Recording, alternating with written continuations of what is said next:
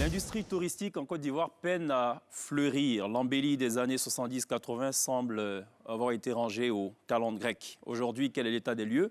Je propose justement qu'on en parle en plateau avec trois invités. Yvon Apoutrin, qui est le coordinateur administratif de Ivoire Guide.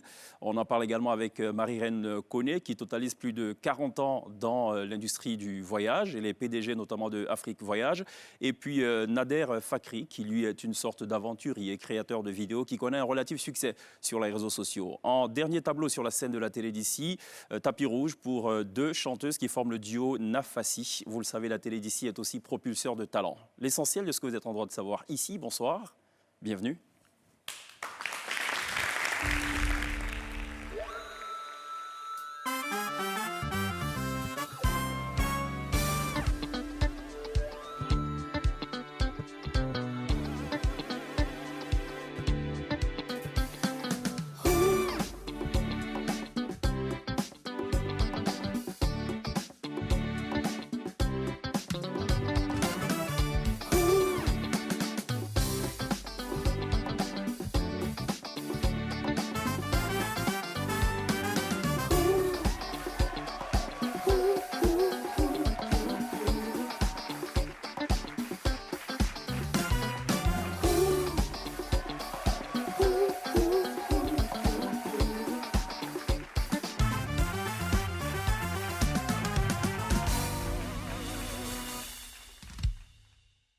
Ladies and gentlemen, welcome to Africa Côte d'Ivoire, the capital city of this great Nile country.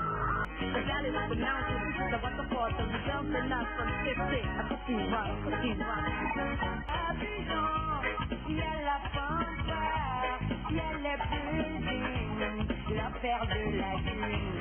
The best life, the friendly ambassador, et Assini, pour un bon tourisme. Télévivez la Côte d'Ivoire tous les soirs sur NCI, la première chaîne de télévision privée, la nouvelle chaîne ivoirienne. Ce soir, on parle 100% tourisme. On a beaucoup de plaisir à recevoir Yvon Apoutrin, coordinateur administratif de Ivoire Guide. Bonsoir. Bonsoir. Bienvenue. Merci. C'est quoi Ivoire Guide ?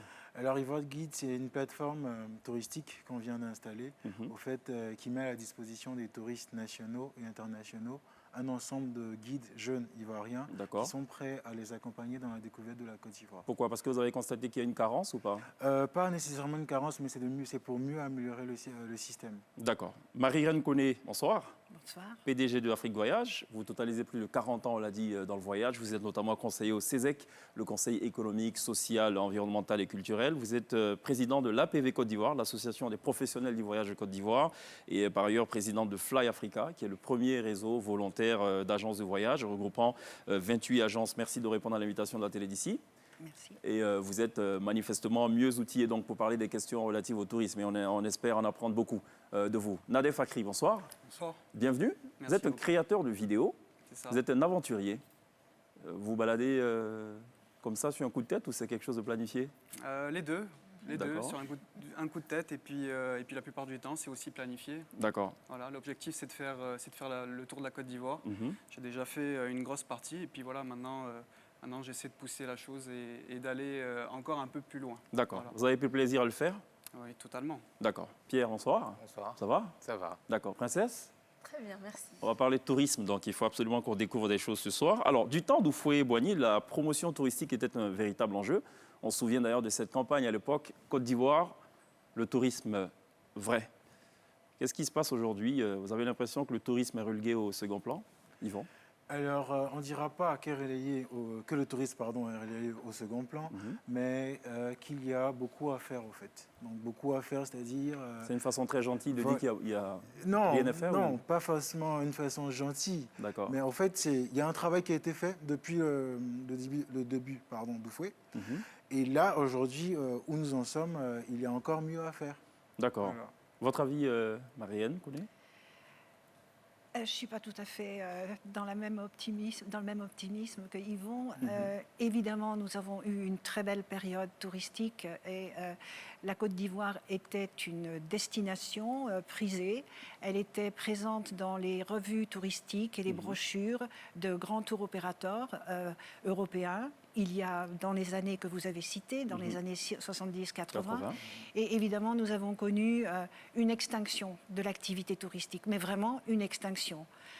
Aujourd'hui, nous sommes en train de repartir un peu. Nous avons évidemment une politique qui nous est brandie devant nous.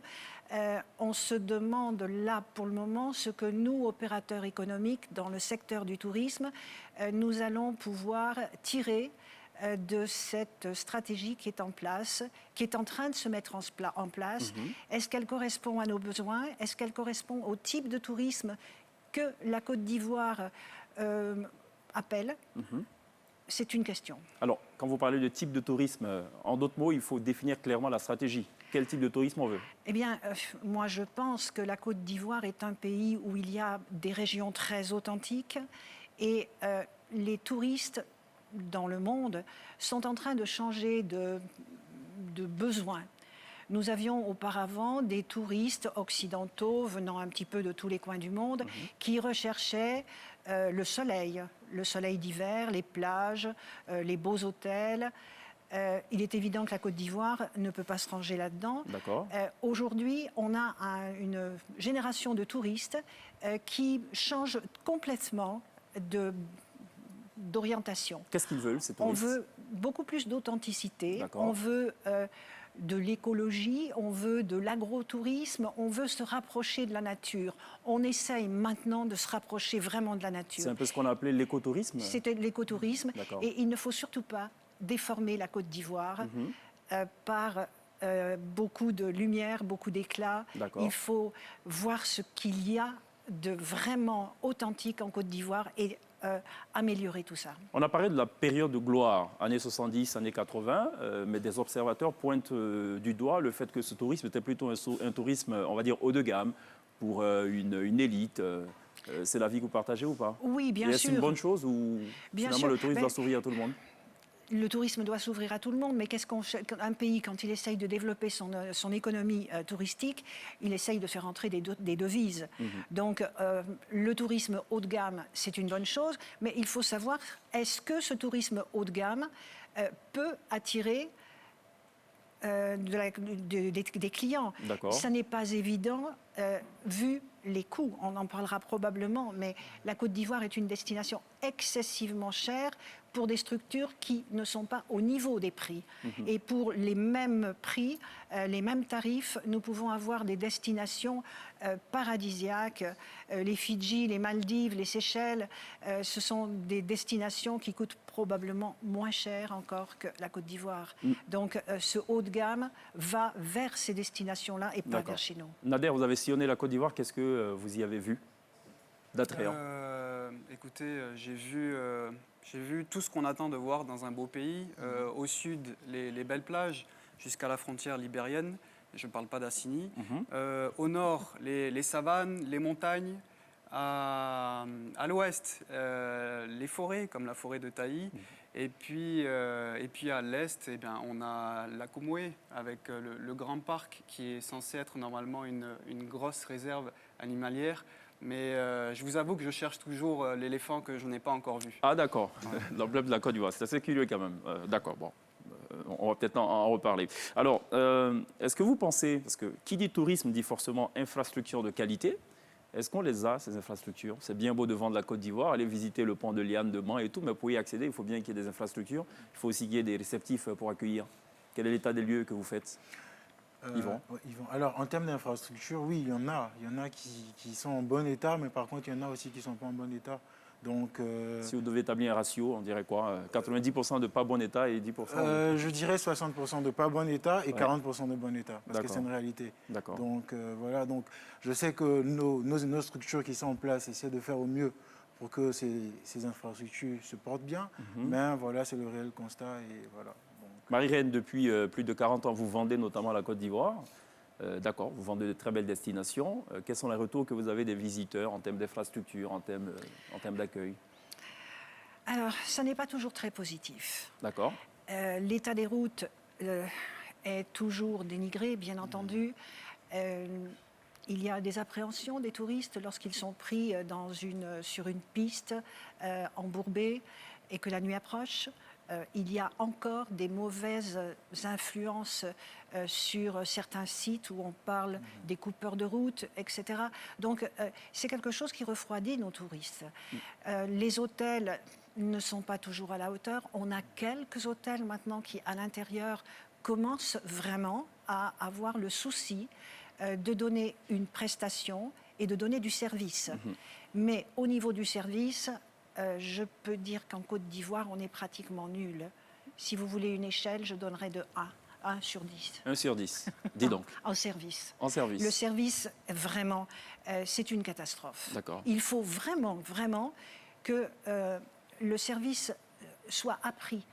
Et on en discutait tout à l'heure. On n'a pas la culture du service. Non, on n'a pas du tout la culture du service, ça s'apprend. Et on en parlait, on voit que ceux qui sont formés à l'extérieur de la Côte d'Ivoire, au Maroc par exemple, on leur apprend ce que c'est que le service. Ici, on ne sait pas. On confond service et servitude. Et il faut quand même que dans le tourisme, on se rende compte que le service, ça n'a rien à voir avec de la servitude. D'accord. Vous faites cette même analyse, Nader ? Ou vous êtes plutôt adepte des randonnées, donc vous, à la limite, oui, vous avez juste une petite tente artisanale, ça fait l'affaire. Exactement, le confort, c'est pas forcément ce que je recherche. Quand je pars en voyage, je peux dormir n'importe où avec ma tente. D'accord. Mais je me mets dans la peau d'autres personnes qui viennent de l'étranger. Je pense qu'il faut pouvoir proposer des services pour tout le monde. Des gens qui viennent chercher le luxe, des gens qui viennent chercher l'authenticité et l'originalité. Et puis il y a aussi des personnes qui viennent chercher les deux en même temps. Donc il faut pouvoir proposer de tout pour attirer un maximum de personnes en Côte d'Ivoire. Alors Marie-Reine, vous dites une chose absolument intéressante. Vous dites que la destination Côte d'Ivoire est excessivement chère. Oui. Comment on peut être aussi cher et avoir un mauvais service ou ne même pas avoir pratiquement d'infrastructure? C'est un gros paradoxe, ça. On ne se l'explique pas. On est systématiquement confronté à cette situation et on perd des marchés pour le Sénégal, pour le Maroc. Lorsque nous avons des appels d'offres et que nous y répondons, eh bien, bien souvent, nous ne gagnons pas parce que nous sommes à des tarifs exorbitants. Ce qui marche pour nous, je parle de mon domaine, ce qui marche, c'est le tourisme d'affaires, bien entendu. Là, il est en plein essor, ce tourisme d'affaires. Pourquoi? Parce que d'abord, on a des hôtels qui répondent aux normes internationales pour pouvoir accueillir des forums, des grands meetings. Et ça se limite à Abidjan? Pour le moment, ça se limite à Abidjan. Oui. On espère que Bouaké et Yamoussoukro pourront prendre un petit peu la relève d'Abidjan de façon à ce qu'on aille un petit peu plus loin qu'Abidjan. Mais pour le moment, nous, en tant qu'agence de voyage, tour opérateur, eh bien, on ne vit pas que du tourisme local. Mais le peu de tourisme local qui pourrait nous faire... qui pourrait nous rapporter un peu d'argent, c'est le tourisme d'affaires, qui est donc associé aussi à un tout petit peu de tourisme de loisirs, parce que lorsque on vient participer à un forum, on peut venir avec son conjoint ou sa conjointe, qui aura besoin de 2 ou 3 jours d'activité touristique. Absolument. Donc, on a à proposer des petits circuits touristiques, pas loin d'Abidjan, accessibles. Alors, qu'est-ce que vous répondez aux personnes, aux gens de Côte d'Ivoire Tourisme qui disent c'est plutôt aux agences et aux tours opérateurs de se réinventer? Alors oui, bien sûr, nous avons besoin de nous réinventer. Et nous, notre réinvention en agence de voyage, c'est d'abord la digitalisation. On doit devenir des agences digitales. Des agences hybrides, on doit être physique et digital. Et nous, on est vraiment très en avant dans le digital parce qu'on a besoin de travailler avec Yvan, avec Nader. Ce sont des structures comme ça. On a aussi plein d'influenceurs sur la Côte d'Ivoire qui nous permettent de connaître l'état d'une région de Côte d'Ivoire à l'instant T, et non pas par des repérages de guides faits 6 mois à l'avance comme on travaillait auparavant. Donc notre avenir, c'est ça, le digital. Et c'est en cela qu'Ivoire Guide est plutôt une solution intéressante. Effectivement, donc Ivoire Guide, comme je l'expliquais, donc nous on arrive avec un nouveau concept. Donc du coup, tu as des jeunes Ivoiriens qui sont motivés, qui veulent apprendre, qui veulent être formés et qui veulent pouvoir se rapprocher de ces différentes structures-là pour faire des visites guidées voilà, partout en Côte d'Ivoire. En fait. D'accord. Donc c'est ça la particularité. Alors, Nader aussi est un pure player puisqu'il est essentiellement sur le digital. Je sais que vous êtes suivi par 75 000 personnes sur Facebook, par un peu plus d'une vingtaine de mille d'abonnés sur YouTube. Votre job à vous, en fait, c'est de sillonner la Côte d'Ivoire, enfin, sillonner plusieurs pays, mais singulièrement la Côte d'Ivoire, de montrer ce qu'il y a de beau, ce qu'il y a d'attrayant. On va d'ailleurs regarder en 1 minute 30 secondes ce que vous faites sur les réseaux sociaux. Mon fils, cette vidéo t'est dédiée. Un jour viendra où je te quitterai. Tu apprendras à aimer la Côte d'Ivoire dans la joie et dans la paix. En retour, elle t'offrira tout ce qu'elle a de plus cher.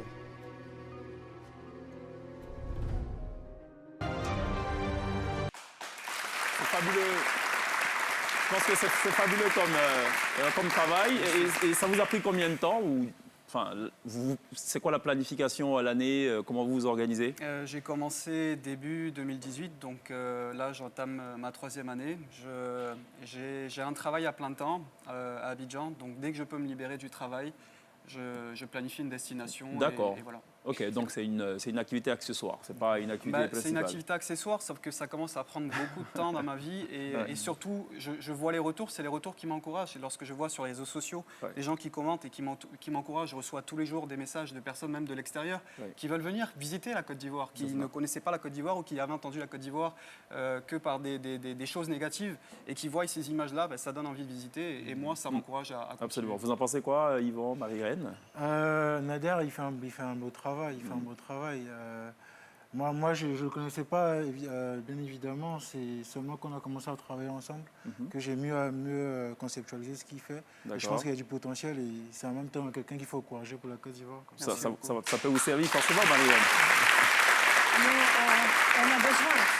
On a besoin de personnes comme Nader, comme Yvan aussi, mais comme Nader, ce qu'il fait est prodigieux.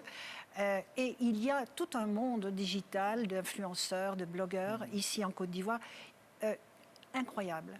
On ne peut même pas imaginer tout ce que l'on peut trouver dans ce monde du digital. Et il y a un potentiel énorme.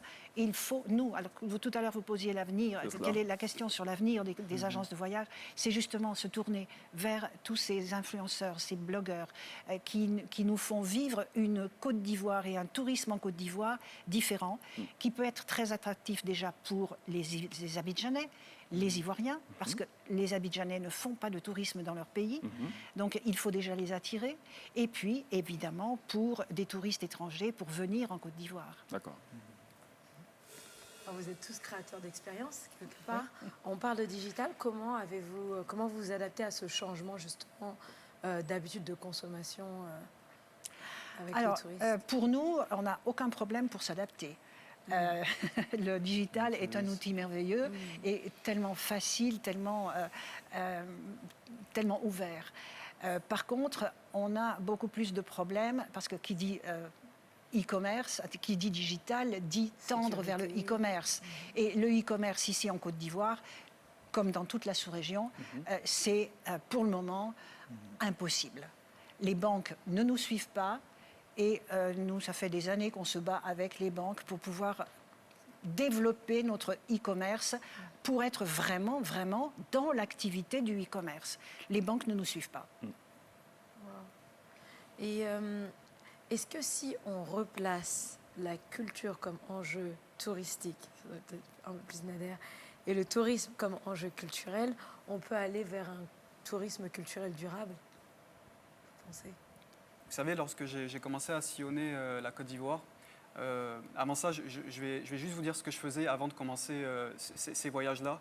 Mes week-ends, c'était Grand Bassam, Assini, rien d'autre. Donc je ne connaissais de la Côte d'Ivoire que Grand Bassam et Assini. Et bon, j'avais entendu parler un peu de Yamoussoukro, des belles plages, etc. Et lorsque j'ai commencé à aller à l'intérieur, j'ai véritablement en fait découvert les peuples de Côte d'Ivoire et les cultures. La Côte d'Ivoire est un pays, mais la Côte d'Ivoire a la chance d'avoir plus d'une 60aine d'ethnies, donc de peuples dans le pays. Et ça, c'est une grosse richesse. Elle parlait du Sénégal. Le Sénégal n'a pas autant de peuples. Et chaque peuple de Côte d'Ivoire a ses spécificités, a ses richesses, a ses danses, a ses histoires. Et c'est ce qu'il faut valoriser. Et je pense que si on met l'accent là-dessus, c'est un gros facteur de cohésion sociale, mais surtout de paix. Voilà. je partage totalement ce que vient de dire Nader. J'ajouterais peut-être un petit peu que culturel, oui, il faut que ce déploiement tende vers un tourisme culturel, mais il faut qu'on en prenne conscience. On a énormément d'atouts qui partent et qui disparaissent par l'érosion, par le temps. Et personne ne prend conscience de ce qui est en train de se dégrader et qui existait. Parlons simplement de Grand Bassam.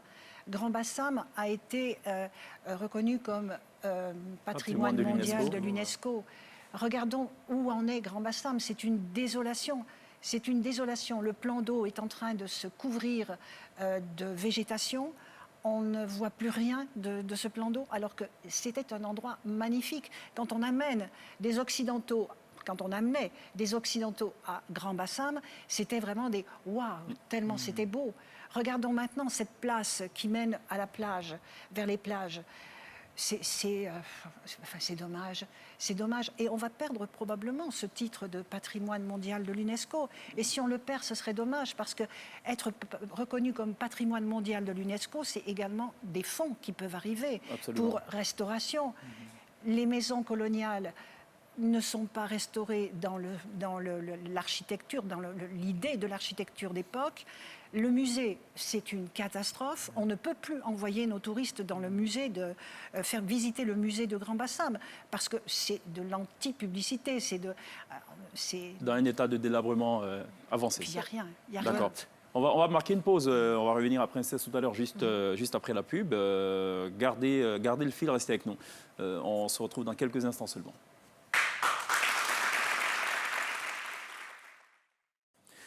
Télévivez le tourisme en Côte d'Ivoire. Ce soir, émission entièrement dédiée donc au tourisme avec Yvon Apoutrin, avec Marie-Reine Koné et Nader Fakri. On décrypte ensemble l'état des lieux du tourisme en Côte d'Ivoire. Et je peux vous dire que jusque-là, les avis ne sont pas forcément des choses favorables. Princesse ? Alors, vous venez juste de répondre à la question comment sont préservés le patrimoine de l'UNESCO et les différents sites touristiques. Doit-on aménager de nouveaux sites touristiques pour attirer plus de clientèle, plus de touristes ? Alors, ça dépend. Qu'est-ce qu'on veut développer ? Si nous voulons développer un tourisme authentique, il ne faut peut-être pas importer des attractions qui viennent d'ailleurs, mais au contraire développer ce qui existe ici. Et nous avons une richesse, mais quelque chose on a pu le voir d'ailleurs dans la vidéo de Nader. Absolument. Ouais. On a des sites où il y a des pierres, vraiment des roches paléolithiques. On a dans la forêt de Taille qui, comme le disait, c'est plus tout le temps à le dire Jean-Marie Sommet, le DG de Côte d'Ivoire Tourisme, qui est la seule forêt au monde où il y a des singes qui utilisent des outils pour se nourrir. C'est la seule forêt au monde. Bon, on a tout ça à développer. Comme le disait Nader tout à l'heure, le pont de Liane à Mans est consolidé pas très loin par un autre pont en béton. Pourquoi ? Et en fait, ce que je lui disais, c'est qu'au niveau de Mans, donc après Danané, on a deux ponts de Liane, Vatouo et le deuxième dont j'ai oublié le nom. Et bien en fait, le deuxième, si vous voulez, juste en dessous du pont de Liane, on a un pont en béton. Donc, si vous voulez, ça dégrade totalement l'authenticité du site. Et par rapport, en fait, au site touristique, comme disait Madame, on en a plein. Je suis certain qu'il y en a encore d'autres qu'on n'a pas encore découverts. Et en fait, c'est des sites qu'on doit valoriser. Et pour pouvoir les valoriser, il faut pouvoir intéresser les locaux de ces différentes villes, de ces différentes régions, justement, à préserver, à conserver. Et c'est comme ça qu'on va pouvoir y arriver, à pouvoir vendre le tourisme. Mais pour le moment, ces gens-là, ils ne voient pas forcément les retombées du tourisme. Donc, ce n'est pas des choses qu'ils veulent... Ce n'est pas des priorités, voilà, ce n'est pas des choses qu'ils veulent préserver, conserver. Et c'est comme ça qu'on en arrive à voir certains sites disparaître. Voilà. Grâce à toi, je regardais un peu tes vidéos, j'ai pu un peu découvrir la Côte d'Ivoire. Il y a une chose, quand je venais d'arriver, qui m'a un peu frappée, c'est que je n'arrivais pas à trouver un espace pour avoir tout ce que je devais visiter. Aucune plateforme digitale, rien. Donc, peut-être vous êtes mieux à même à me répondre, qu'est-ce qui est fait dans ce sens ? Peut-être tous vous regrouper pour pouvoir justement, quand on est étranger, dire on va aller à Yamoussoukro, on va aller à Danané, on va aller... Nous, c'est un peu ce qu'on fait avec Ivoire Guide. Donc là, on a une plateforme qui est mise en place. Donc on attire tout touriste, donc quand je dis tout touriste, que ce soit des nationaux ou internationaux, à travers cette plateforme-là, avoir des différents circuits ou avoir des différents sites où ils peuvent directement aller faire leur découverte, en fait. Donc du coup, la plateforme, elle existe et vous nous contactez directement. Et avec justement les différentes structures qui sont en place, on essaie d'organiser toute la logistique. Et en fonction de la volonté du touriste, on va sur le terrain et on fait la visite découverte. Et juste pour ajouter aussi au niveau culturel, c'est que Ivoire Guide veut inciter les jeunes des différentes localités, c'est-à-dire que ce soit à Mans ou à Korogo, des jeunes qui y sont, à pouvoir eux-mêmes être des guides, au fait. Donc, que ce soit, voilà, la culture doit être imprégnée de la personne. Comme c'est le cas notamment dans le Masai Mara au Kenya, où l'accueil des visiteurs est fait par des locaux. C'est cela, tout à fait. D'accord. Alors, vous en parlez tous du tourisme, vous êtes des passionnés de découvertes pour vous, des voyages qui sont faits sur fonds propres. C'est des histoires personnelles que vous racontez, des histoires de personnes, de cultures, de traditions. C'est pas une histoire de chiffres et pourtant c'est important pour booster l'économie. Est-ce que vous pensez que ce qui manque aujourd'hui à la tête de nos instances, c'est des gens passionnés par la découverte, qui sauraient mettre en valeur justement ces acquis? Ça dépend qu'est-ce qu'on entend par passion. Si c'est la passion du tourisme, la passion de la Côte d'Ivoire ou la passion du gain. Non, je plaisante. Bien sûr qu'il faut être passionné. On ne rentre dans le tourisme que si on est passionné. Sinon, on fait juste un passage. Et moi, j'en suis la preuve. Ça fait des années que je suis dedans et je ne peux pas décrocher parce que c'est une passion. Bon, en dehors de cette passion, il faut quand même l'alimenter. Et cette passion ne peut pas faire vivre un opérateur économique actuellement ici en Côte d'Ivoire. En tout cas, pas la passion du tourisme incoming, celui qui est le réceptif, le tourisme en Côte d'Ivoire. Aucune agence de voyage ne peut vivre de ce tourisme incoming. Nous avons d'autres activités qui nous permettent justement de gagner de l'argent et de nourrir un petit peu cette passion du tourisme ici en Côte d'Ivoire avec ce qu'il y aurait à développer, ce qu'il y aurait à trouver, à dénicher. Et je suis ravie de cette émission parce que je viens de faire la connaissance de Yvan, et de Nader bien sûr, mais avec Yvan, déjà, je vois tout ce que l'on peut faire.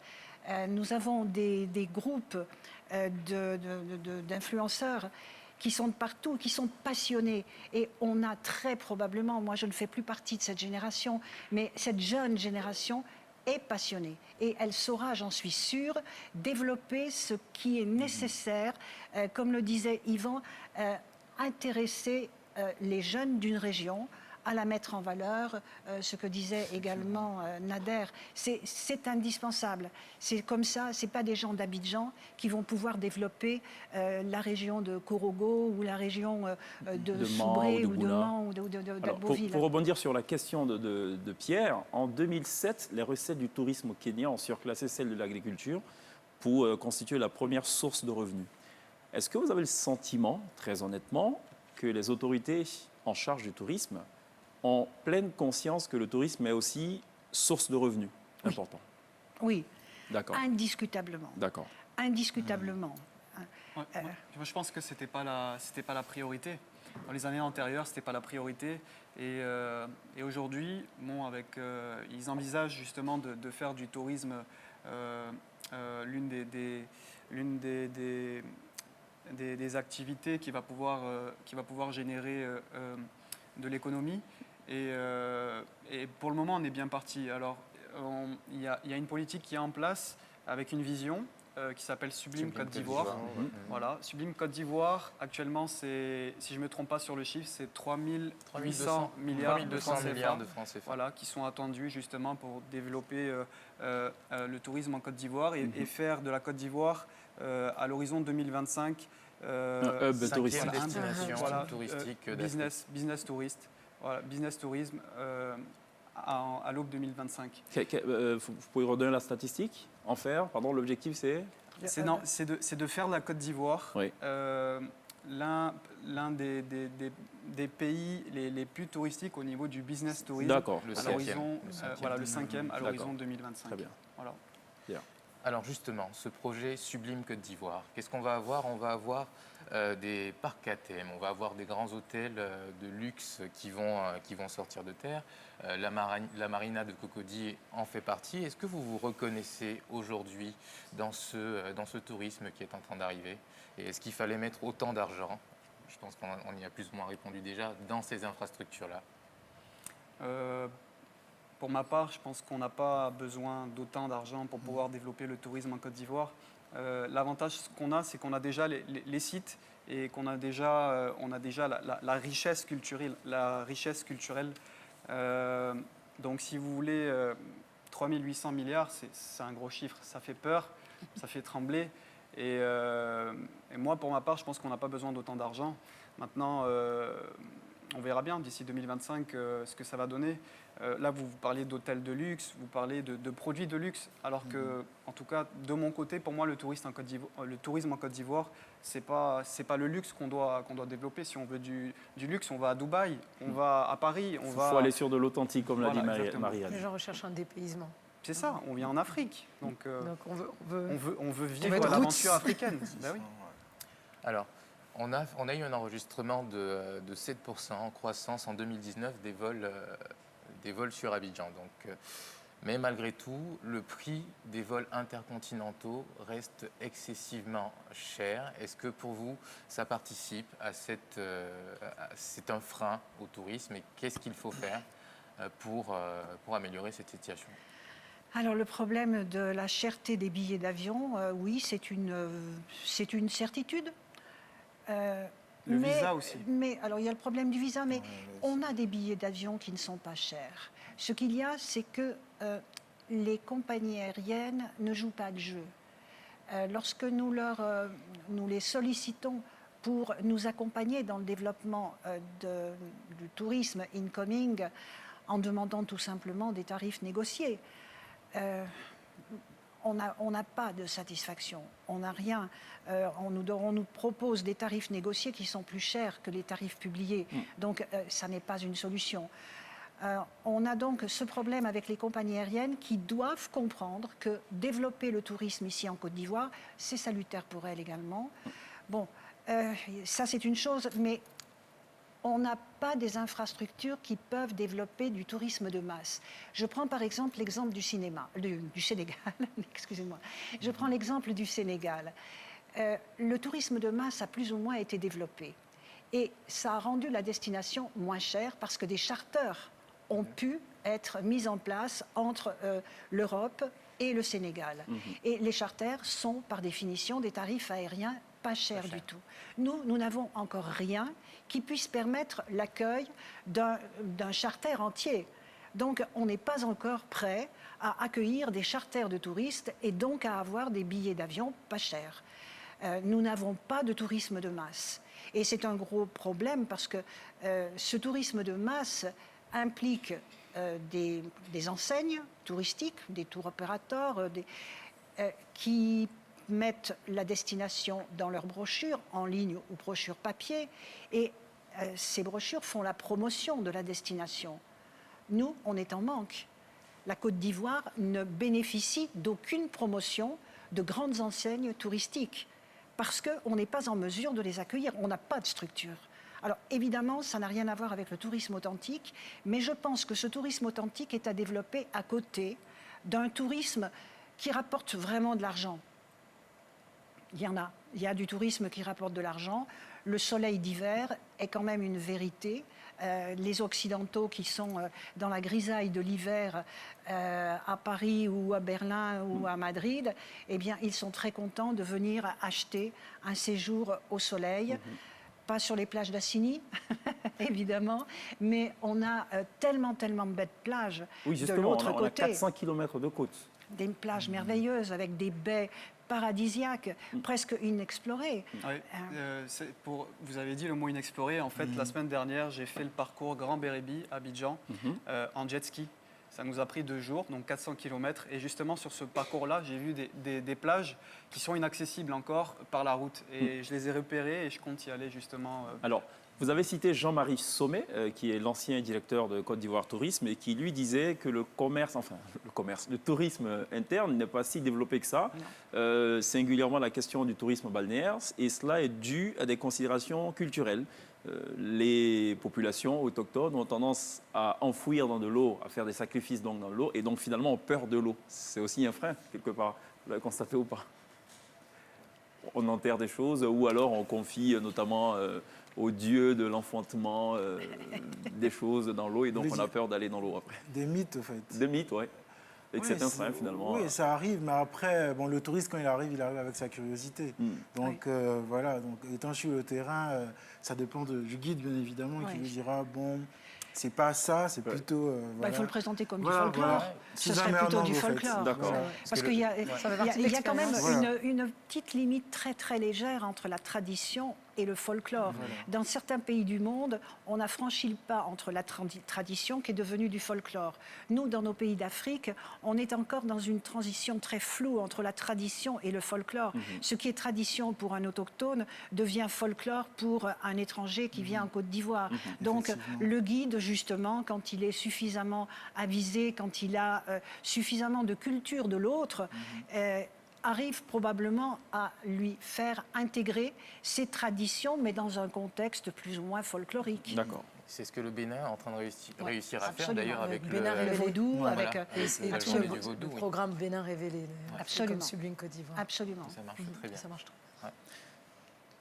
Quel est l'endroit le plus sublime, à vos yeux, en Côte d'Ivoire? Un endroit symbolique. Question, voilà, pour vous trois.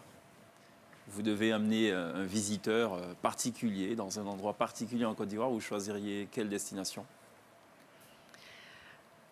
Aujourd'hui, si je vais amener un visiteur, Grand Béribi, la baie des Sirènes, qui est probablement l'endroit le plus agréablement touristique.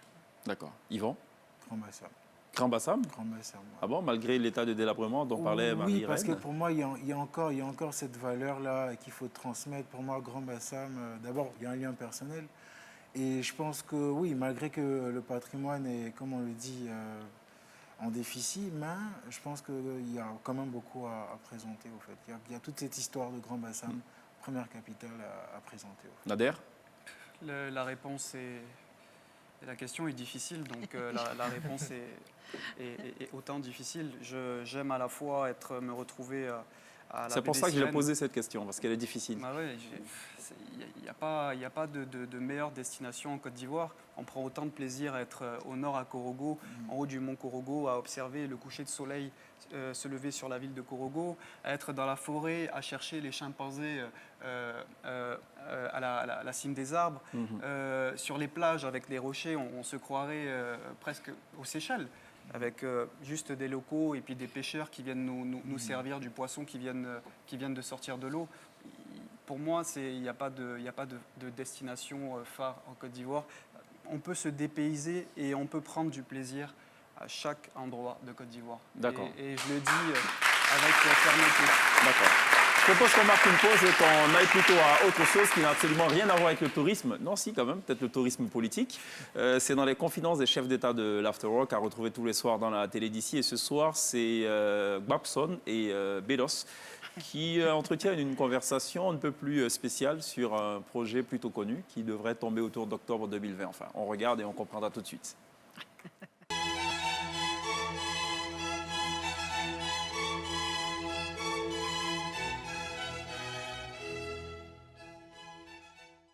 Allô? Il est là? Non, il n'a qu'à venir, faites-le rentrer. Oui. Mes grands frères, mais je suis heureux de te revoir. Bonne arrivée. Ça va bien? Oui, je vais très bien. Dieu merci. Ouais, il faut t'asseoir. Voilà. Grand frère, les nouvelles, quelles sont les nouvelles? Tout va bien. La salutation de tous. Seulement, je suis venu pour notre alliance, notre coalition. Oui. Nous devons reprendre le pouvoir. Bien sûr. J'ai seulement un souci. Vous savez, on dit Laurent, c'est quelqu'un qui roule tout le monde à la farine. Je te demande pardon. Pour cette fois-ci, ne mets pas la honte sur moi. Non, mais grand frère, faut pas t'inquiéter de quelque chose. Ouais. Mais pendant les 8 ans de détention, j'ai changé, hein? Ah, J'ai même fait mon baptême à l'église. tu as été baptisé? Mais oui, j'ai changé. Maintenant, j'ai le Saint-Esprit en moi. Amen. Donc, ces histoires de boulanger, non, c'est fini. Amen. C'est plutôt pour toi que je m'inquiète. Ben pourquoi? Parce que toi, bon, avec le respect que je te dois, toi, tu dors seulement. Un peu seulement, tu dors au volant, tu dis quelque chose. Quand tu te réveilles net, tu as déjà oublié. Donc, je compte sur toi aussi pour que nous... Peut-être que tu as oublié. On en a moins dormi volant, sinon ça va. Ah, et on fera bon chemin. D'accord. À bon attendeur, salut. Que vive la démocratie dans notre pays. Voilà. Merci.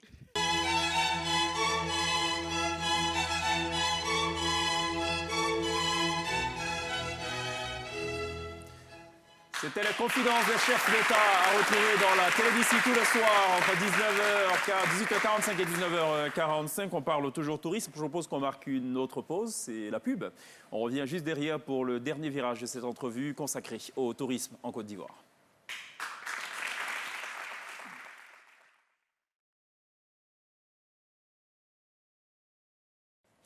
Télévivé, la Côte d'Ivoire, tous les soirs sur NCI, la nouvelle chaîne ivoirienne. On parle tourisme ce soir. On a juste avant la pub demandé quel est le kiff. Enfin, on ne l'a pas dit en ces termes, mais bon, on a juste demandé quelle est la destination privilégiée de nos invités. Pour Marie-Reine Koné, c'est Grand Bérébi. Pour Yvon, c'est Bassa. Mais Nader, bon, on n'a pas eu de réponse. Puisqu'en gros, pour lui, c'est compliqué de choisir une destination tellement il y en a de belles et d'attrayantes. Alors, Princesse, vous avez plutôt kiffé autre chose sur le net, sur le web. Exactement. J'allais vous poser une question.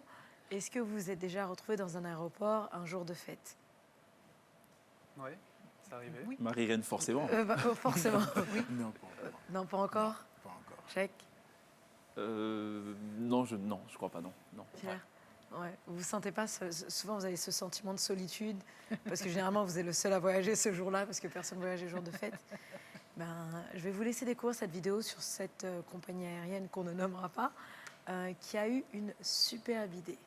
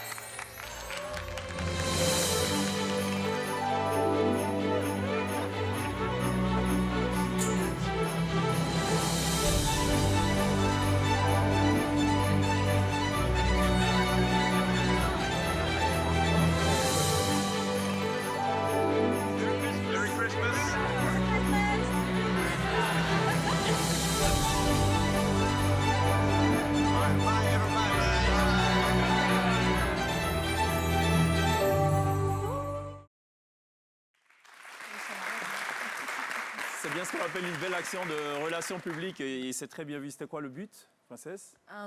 Le but, c'est justement d'avoir toutes ces personnes qui sont seules rassemblées pour ce dîner de Noël. D'accord. Donc on devrait faire ça ici à l'aéroport. Et pour Noël, avoir à checker Garba, Placali, Kabato, mais c'est vrai, les sauce gens Tchoron, découvriraient toutes les delicacies from Ivory Coast. D'accord, très bien. Voilà. Merci pour ce kiff, Princesse. On va marquer une pause. Il y a la pub juste derrière, n'oubliez pas. Sur la scène de la télé d'ici, Nafassi sera en prestation pour 2 lives absolument intéressants. Enfin, je présume. À tout à l'heure.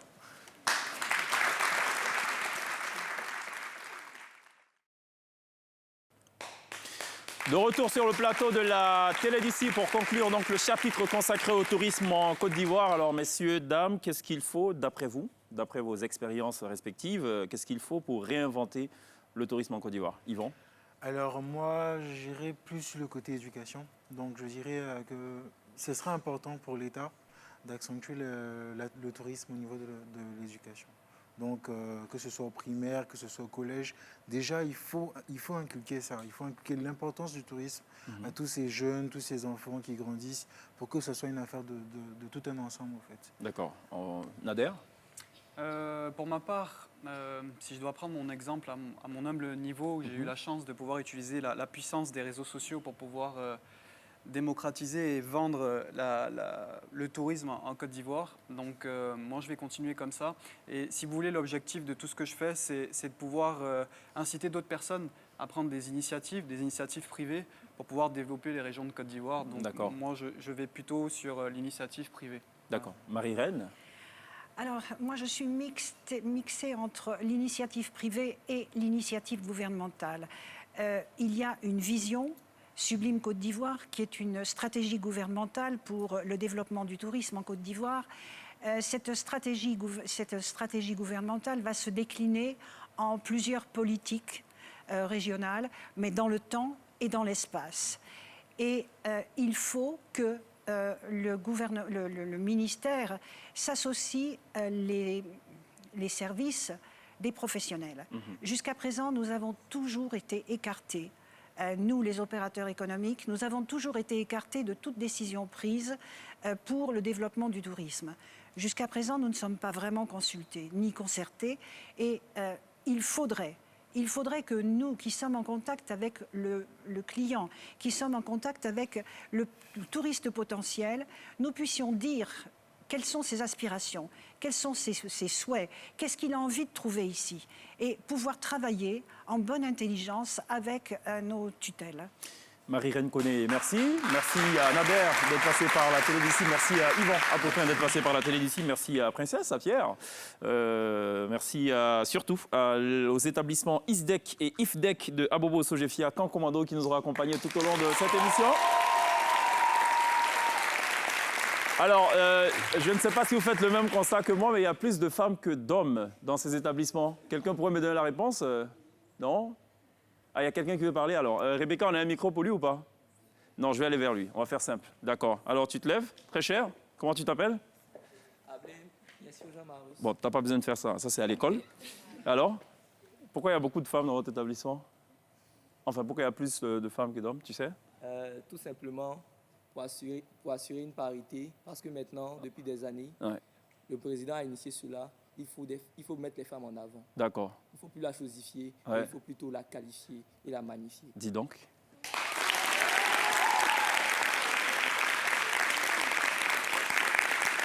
Mais donc, nous ce qu'on sait faire à la télé d'ici, c'est qu'on sait mettre les femmes en avant, d'accord? Donc ça ne va pas vous gêner si on met les hommes derrière, pour une fois. J'ai de petits cadeaux justement pour toutes les dames qui sont venues, d'accord? Vous les partagez avec vos copines, ok?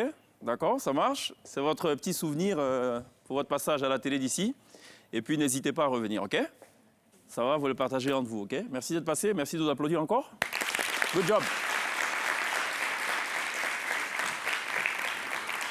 Ce sera tout pour la télé d'ici ce soir. N'oubliez pas tout à l'heure NCI News à partir de 19h50, suivi évidemment donc de la météo de Maïmouna Ebrar et de NCI Reportage. Et puis 2 épisodes de Line of Duty à partir de 20h30, épisode 1 et 2 de la saison 2. On se retrouve demain. Take care right now sur la scène de la télé d'ici. Un duo révélé par la radio Nostalgie.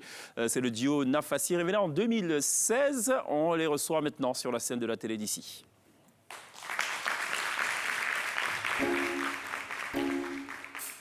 J'espère que ça va. Les présents, les affairés, c'est doux, c'est bon, facile. C'est faux.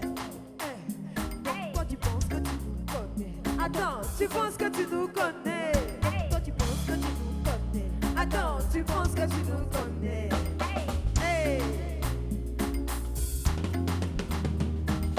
T'as le dossier de tout le monde. Si on te demande, c'est toi. Vérification de tous les sons, approfondissement chez toi. Pas mal de hypocrisie, tu dis que tu n'es pas qu'à parler. Ce sont ces efforts, faut les respecter. T'as beaucoup parlé, oh, faut te reposer. Tu commences à faire pitié, oh, tu fais pitié, oh, ça va te passer. Continue, hey.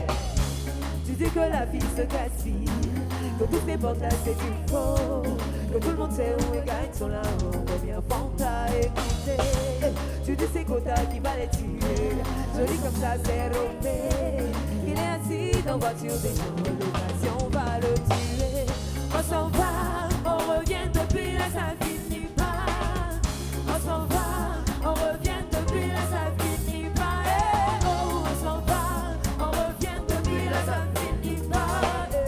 On s'en va. Donc toi tu penses que tu nous connais. Attends, tu penses que tu nous connais. Donc toi tu penses que tu nous connais. Attends, tu penses que tu nous connais. J'ai dit que y'a quoi, hey, y'a quoi, y'a quoi, y'a quoi, jaloux là, y'a quoi, hey, y'a quoi, y'a quoi. Toujours ta bouche à faire des choses. On se demande qui va pas. Tu faisais comme ça avant. Et depuis là tu changes pas. Tu t'empêches ici, tu vis là-bas. On ne te comprend même pas. Ça rentre ici, ça sort là-bas. C'est fait, tu vas pas arrêter un peu. On est fatigué. Tu nous as prouvé. Tu te tais pas. Alors faut pousser. On est fatigué. C'est là où est. Voici le tu dis que la vie se gaspille, que tous ces portes là c'est du faux, que tout le monde sait où il gagne son larron, combien vont à écouter. Tu dis c'est quotas qui va les tuer, joli comme ça c'est rompé. Il est assis dans voiture de génération. Mais je dis, on s'en va, on revient depuis là ça finit pas. On s'en va, on revient depuis là ça finit pas. On s'en va, on revient depuis là ça finit pas. On s'en va. Je dis, donc toi tu penses que tu nous connais. Attends, tu penses que tu nous connais. Donc toi tu penses que ça tombe, y'a quoi ensemble. Tu penses que tu nous connais. Y'a quoi, y'a quoi, y'a quoi, y'a quoi, jaloux là, y'a quoi, y'a quoi, y'a quoi, y'a quoi. Ce sont les loups guerriers, les loups cailloux, ce sont les loups guerriers, les loups cailloux, ce sont les loups cailloux, les loups guerriers, ce sont les loups cailloux, les loups guerriers. Amsalam, hey, je dis que là, amsalam, hey, je dis que amsalam, c'est beau. Mais on s'en va, hey, amsalam, hey. Marcelia rose et puis bien désiré, sans réellement la regret destinée. Sur le Babila, Jessica Boca, Check the Bingo, baby Syriac. Hey, bon, amsalam.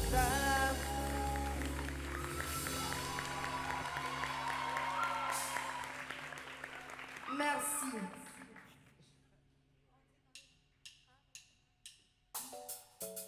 Hey, je dis que c'est le piment, mais vous êtes assis, je n'ai pas aimé. C'est pas chic ça là. Je n'aime pas ça. Merci. Ils sont dessinés, bien habillés. Qui était jolie, talon bien maquillée. Elle est fâchée, la Gola est fâchée, oh. Elle veut plus laisser. Je dis que soudain, elle a paru, habillement, à partout, habillement, le feu. Habillement, à partout, habillement, le feu. Le feu. C'est faux. Il y a les autres et puis etc. Venez ici, la Gola n'a pas peur de Dieu, car elle fatigue. Quand tu vois, tu sais que c'est ça.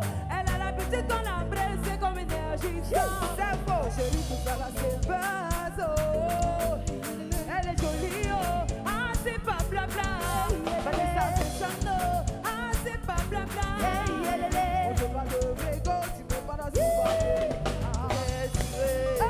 Bien habillé. Je dis que tu ne mets tes jolis talons, mais maquillés. Ah, elle est fâchée. La gola est fâchée, oh. Elle veut plus laisser. Je dis que la vie, ça commence. Allons, on y va. Habillement, à partout, habillement, le feu. Habillement, à partout, habillement, le feu. Le feu.